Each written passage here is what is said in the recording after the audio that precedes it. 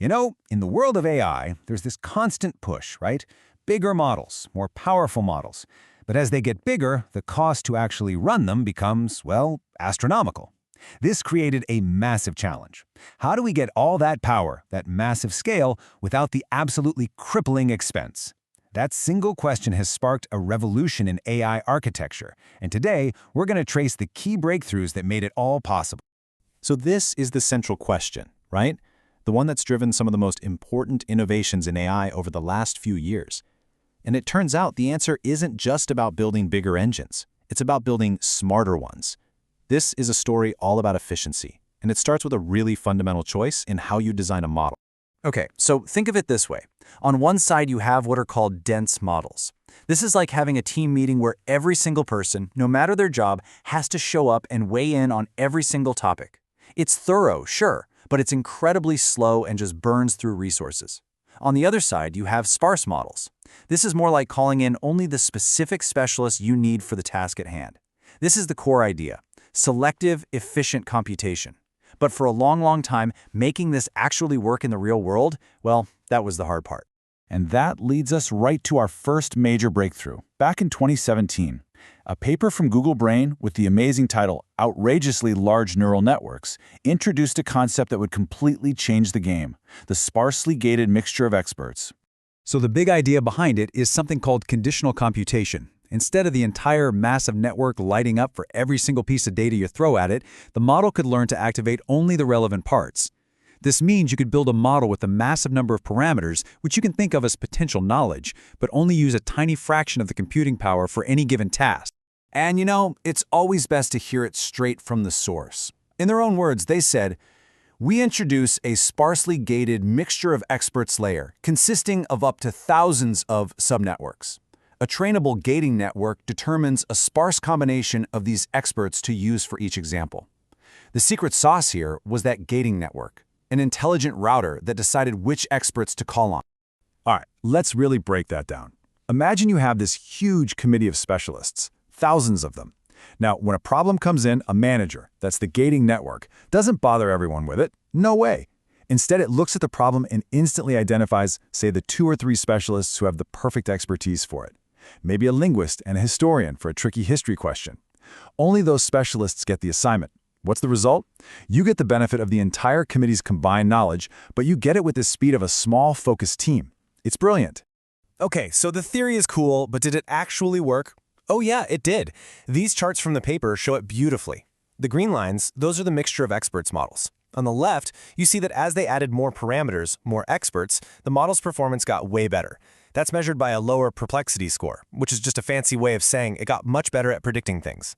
And the chart on the right, that shows the MoE models hitting these top-tier results while using just a fraction of the computational budget. Better and cheaper. And then there's this number. This is what made everyone in the field just stop and stare. The team was able to build and test a model with 137 billion parameters. At the time, this was just an absolutely staggering scale, and it was made possible entirely because of this new, super efficient architecture. The concept was proven. But of course, a new challenge popped. All right, let's flash forward to 2020. See, having a great idea is one thing, but making it work efficiently on the massive supercomputers used to train modern AI, that's a whole different ballgame. And this is where the engineering masterstroke of a system called G-Shard comes in. So now they had a new problem, and honestly, it was a total logistical nightmare. If your manager, that gating network, needs to send data to thousands of different specialists spread all across a huge data center, you're going to get massive traffic jams. The network itself becomes the bottleneck, and all that amazing theoretical efficiency just disappears. So how do you solve a data traffic jam of that scale? That was the crucial innovation of G-Shard, a system they called automatic sharding. You can think of it like an incredibly smart air traffic controller for the AI model.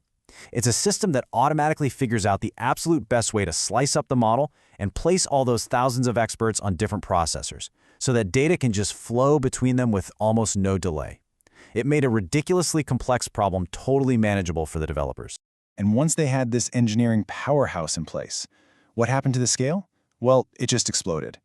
G-Shard enabled the team to train a multilingual translation model with over 600 billion parameters, just a massive leap forward. And these points really show you what this meant in the real world. I mean, they didn't just build a bigger model. They trained it incredibly fast, on over 2,000 of Google's specialized AI chips, in just 4 days. And it achieved fantastic results, improving translation quality for over 100 languages, all at the same time. But the evolution wasn't over. There was still room to make it even better. Okay, so this brings us to 2021 and the final and maybe the most elegant piece of this puzzle, the switch transformer. This paper took that core idea of mixture of experts and simplified it down into its most powerful form yet. You see, even with the incredible engineering of G-Shard, the MoE approach wasn't perfect. It was still kind of complex to implement, the communication costs between processors were still a factor, and sometimes the training could just be a bit unstable. So the team behind the switch transformer asked a really simple question. What if we could make this whole thing even simpler? And their solution was, well, it was almost shockingly simple. Instead of that gating network picking a combination of a few experts, the switch transformer's gate picks just one. That's it. One input, one expert. Now, that sounds totally counterintuitive, right?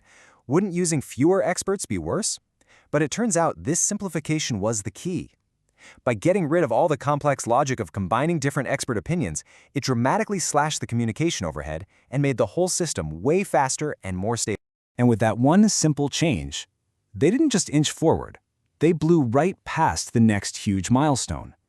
The switch transformer architecture was used to create a model with 1.6 trillion parameters, officially kicking off the trillion-parameter era for AI. And just look at the performance gain. It's absolutely wild. By simplifying the design, the switch transformer was able to pre-train up to 7 times faster than a state-of-the-art dense model, all while using the exact same amount of computing power. It's just an incredible demonstration of how powerful, smart, efficient design can be. So, let's just take a breath and recap this incredible journey from a wild idea scribbled on a whiteboard to a trillion-parameter reality. It all started in 2017 with that foundational aha moment, the concept of mixture of experts. Then, in 2020, the engineers rolled up their sleeves with G-Shard and solved the critical scaling puzzle. And finally, in 2021, switch transformers came along and refined the whole thing, simplifying it to unlock incredible speed and scale. Each step built directly on the one before it. So what's the big lesson here? What's the main takeaway from all of this? It's that the story of AI's recent growth isn't just one of brute force. It's a story of architectural elegance. The goal isn't just to make models bigger. It's to make them smarter about how they use their vast knowledge, activating only what's necessary, only when it's necessary. This obsession with efficiency, with doing more with less, is what's really driving the field forward and allowing it to keep pushing the boundaries. And that leaves us with a really fascinating question for the future. Now that we have this blueprint for building these efficient trillion-parameter giants, what grand challenges in science or medicine or creativity that we once thought were unsolvable will they help us tackle next?